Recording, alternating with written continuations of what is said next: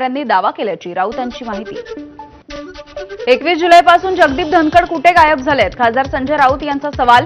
चीन आणि रशियामध्ये नेत्यांना गायब केलं जातं, भारतामध्ये सुद्धा तसं काही होतंय का? राऊतांचा सवाल। या संदर्भामध्ये सुप्रीम कोर्टात याचिका दाखल करणार असल्याची प्रतिक्रिया।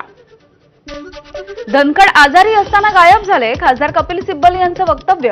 जगदीप धनखड यांची आता विरोधकांनी सुरक्षा केली पाहिजे। जगदीप धनखड कुठे आहेत? अमित शहा यांनी निवेदन द्यायला हवं असंही वक्तव्य। ठाकरेंच्या शिवसेनेचं उद्या वादग्रस्त मंत्री, भ्रष्टाचार, हनी ट्रॅपसारख्या मुद्द्यांवरती मुंबईमध्ये आंदोलन। ठाकरेंच्या शिवसेनेकडून आंदोलनाचा टीजर सुद्धा जारी। उद्धव ठाकरे सुद्धा आंदोलनामध्ये सहभागी होणार आहेत।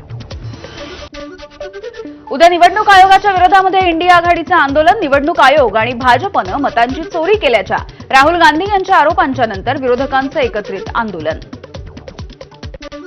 आमची वाटचाल ही सरळ आहे, तिरकी नाही, शरद पवार यांच्या वक्तव्यावरती शिंदेंची प्रतिक्रिया। शिंदे जास्त बोलत नाहीत, पुढची वाटचाल लवकरच कळेल, पवारांनी केलं होतं विधान। कल्याण डोंबिवलीमध्ये 15 ऑगस्टला कत्तलखाने आणि मांस विक्रीवरती बंदी। स्वातंत्र्य दिनाचं औचित्य साधून 14 ऑगस्टला रात्री 12 वाजल्यापासून 15 ऑगस्टच्या रात्री 12 वाजेपर्यंत महानगरपालिकेकडून मांस विक्रीची दुकानं बंद ठेवण्याचे आदेश। लोकांनी कुठल्या दिवशी काय खायचं हे ठरवणारे तुम्ही कोण? कल्याण डोंबिवली महानगरपालिकेकडून 15 ऑगस्टला मांस विक्री बंद ठेवण्याच्या निर्णयावरती जितेंद्र आव्हाड यांचा सवाल। कितीही समोर येऊ द्या, त्यांना एकटा बास। ठाकरेंच्या शिवसेनेच्या भास्कर जाधव यांचं स्टेटस पुन्हा एकदा चर्चेत। गुहागर मतदारसंघामधील ब्राह्मण सहाय्यक संघाच्या सोबत पेटलेल्या वादाच्या नंतर भास्कर जाधव यांची प्रतिक्रिया। मुंबईमधल्या दादरच्या कबूतरखानाच्या परिसरामधल्या बंदोबस्तामध्ये अचानकपणे वाढ झाली आहे। स्थानिक पोलिसांसोबत दंगल नियंत्रण पथकही तैनात। यापूर्वी कबूतरखाने बंद करण्याच्या विरोधात या ठिकाणी आंदोलन झालं होतं। कबुतरांना दाणे टाकणाऱ्यांकडून 68,700 रुपयांचा दंड वसूल। मुंबई महानगरपालिका परिसरामधल्या 44 कबुतरखाना परिसरामध्ये 13 जुलैपासून ते 3 ऑगस्टपर्यंत कारवाई। 142 जणांवरती गुन्हा दाखल। मुंबईतील दादर कबुतरखाना ट्रस्टकडून कबुतरांना खाद्य देऊ नये असे फलक लावण्यात आले। कारवाई झाली तर ट्रस्ट जबाबदार राहणार नसल्याचं फलकावरती स्पष्ट। गिरगावमधल्या कबुतरखान्यांवरील पक्ष्यांच्या संख्येमध्ये वाढ झाली आहे। कोर्टाकडून मुंबईमधल्या कबुतरखान्याच्या संदर्भामध्ये बंदीचे निर्देश। दरम्यान मुंबई पालिका गिरगाव चौपाटीवरील कबुतरखान्यांच्या संदर्भात काय पावलं उचलणार याकडे लक्ष।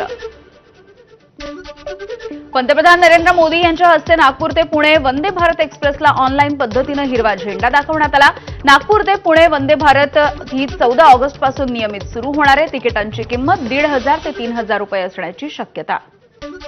नागपूर पुणे वंदे भारत एक्सप्रेसच्या शुभारंभाच्या वेळेला देवेंद्र फडणवीस आणि गडकरींची सुद्धा नागपूर स्थानकावरती उपस्थिती। वंदे भारतमुळे नागपूर पुणे प्रवास आता 12 तासांवर। उपराजधानी नागपूरच्या अजनी रेल्वे स्थानकावरून सांस्कृतिक राजधानी पुणेच्या दरम्यान धावणारी वंदे भारत 881 किलोमीटरचं अंतर कापणार। सर्वात जास्त लांब पल्ल्याचा प्रवास करणारी ही देशामधली पहिलीच वंदे भारत ट्रेन आहे। पंतप्रधान नरेंद्र मोदी यांनी बंगळुरू बेळगाव वंदे भारतला प्रत्यक्ष उपस्थित राहून हिरवा झेंडा दाखवला, तर वंदे भारतमधून प्रवास करणाऱ्या मुलांसोबत त्यांनी संवादही साधलाय। विश्वास नांगरे पाटील सहपरिवार किल्ले रायगडावर। युनेस्कोच्या जागतिक वारसा स्थळामध्ये किल्ले रायगडाची निवड झाल्याच्या नंतर नांगरे पाटील यांनी रायगडाला भेट दिली आहे।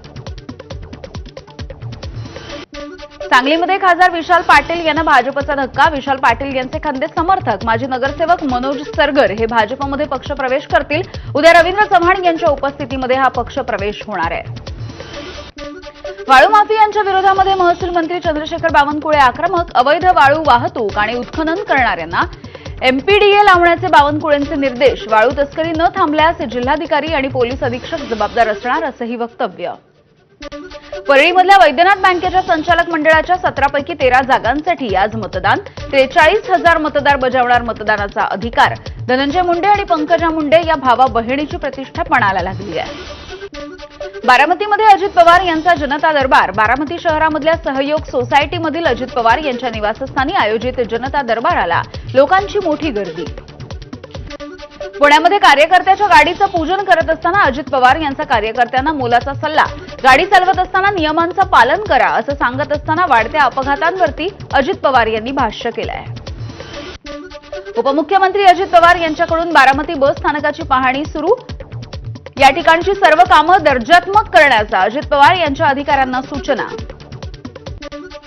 शरद पवार यांच्या राष्ट्रवादीची मंडल यात्रा आज गोंदियामध्ये पोहोचणार आहे। गोंदिया शहरामधील जयस्तंभ चौक परिसरामध्ये या सभेचं आयोजन ओबीसींच्या जागरासाठी राज्यभरामध्ये मंडल यात्रा निघतीये। भंडाऱ्यामध्ये शेतात काम करत असताना वीज कोसळल्यामुळे महिलेची दृष्टी गेली आहे। मोहाडीमधील खैरलांजी गावातली घटना आहे। रुग्णालयामध्ये उपचार सुरू आहेत। पुण्यामध्ये धावत्या कारवरती प्रेमी युगुलाचे चाळे, कारच्या रूफटॉपवरती बसून भर रस्त्यामध्ये रोमॅन्स। पुण्याच्या खराडी भागामधला प्रकार सोशल मीडियावरती व्हायरल होतोय। पुण्यामध्ये मद्यधुंद तरुणाचे 2 वेळा टॉवरवरती चढून आंदोलन, नागरिकांची करमणूक, मात्र पोलिसांची दमछाक। गायरान जागेमध्ये राहत असल्यामुळे जागा नावावरती करून देण्याची केली आहे मागणी। नागरिकांचा जीव धोक्यात घालून रिक्षा चालकानं रील बनवली आहे। नवी मुंबईच्या तुर्भे एमआयडीसी पोलिसांमध्ये गुन्हा दाखल झाल्याच्या नंतर आरोपींनी माफी मागितली। भंडाऱ्यामधल्या दुहेरी हत्याकांडाच्या प्रकरणी 4 जण ताब्यात। आरोपींमध्ये भंडाऱ्यामधील 2 भावांसह नागपूरच्या 2 जणांचा समावेश आहे। जुन्या वादामधून या 2 जणांची निर्घृणपणे हत्या करण्यात आली। जळगावच्या धरणगाव पोलिसांनी रात्री थरारक कारवाई करत 40 किलो गांजा जप्त केलाय। चोपड्यामधून जळगावकडे जात असताना नाकाबंदीच्या दरम्यान पोलिसांनी संशयित कारचा पाठलाग केला आणि 10 लाख रुपयांचा मुद्देमाल जप्त केला। सोलापूरमधल्या शरणू हांडे अपहरणाच्या प्रकरणामधील 7व्या आरोपीला अटक झाली आहे। समर्थ भैरी असं अटक केलेल्या आरोपीचं नाव आहे। यापूर्वी अटक केलेल्या 6 आरोपींना 12 ऑगस्टपर्यंत पोलीस कोठडी। पुण्यामध्ये सासरच्या छळाला कंटाळून विवाहितेनं गळफास घेऊन आत्महत्या केली आहे। आंबेगाव पठार परिसरामधली घटना आहे। सासरच्यांनी 20 लाख रुपयांची मागणी केल्याचा मुलीच्या कुटुंबियांचा आरोप आहे। सासरच्या 7 जणांवरती गुन्हा दाखल। वन्यजीव संरक्षण कायद्याच्या अंतर्गत दाखल गुन्ह्यामध्ये सतीश भोसले उर्फ खोक्याला जामीन मंजूर झाला। इतर प्रकरणांमध्ये गुन्हा दाखल असल्यामुळे खोक्या भोसलेचा मुक्काम तुरुंगातच। अकोल्यामध्ये शासकीय रुग्णालयात रुग्णांसाठी पार्सल आणलेल्या पोह्यामध्ये मेलेली पाल आढळल्याचा धक्कादायक प्रकार। पोहे खाल्ल्याच्या नंतर रुग्णाला मळमळ आणि उलटीचा त्रास झालाय। अग्रवाल रेस्टॉरंटमधून हे पोहे आणल्याचा दावा आहे। नाशिकच्या दिंडोरीमध्ये बिबट्याच्या हल्ल्यात 65 वर्षाच्या महिलेचा मृत्यू झालाय। बिबट्याच्या हल्ल्यामध्ये आतापर्यंत 4 बळी गेलेले आहेत। संतप्त नागरिकांनी मृतदेहासह वन विभागाच्या कार्यालयासमोर रास्ता रोको केला। लेखी आश्वासनाच्या नंतर आंदोलन मागे। धुळ्याच्या शिरपूरमधल्या बभळास गावामध्ये रस्त्यावरती धावत असलेल्या जनावरांना वाचवत असताना एका ट्रकचा अपघात झाला। सुदैवाने जीवितहानी नाही। ट्रकमधल्या मालाचं मात्र मोठं नुकसान झालंय।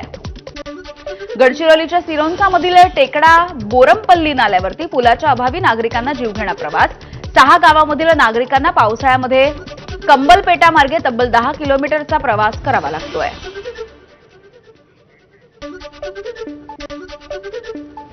आणि या सुपरफास्ट बातम्यांच्या नंतर बुलेटिनमध्ये छोटासा ब्रेक। बघत रहा एबीपी माझा।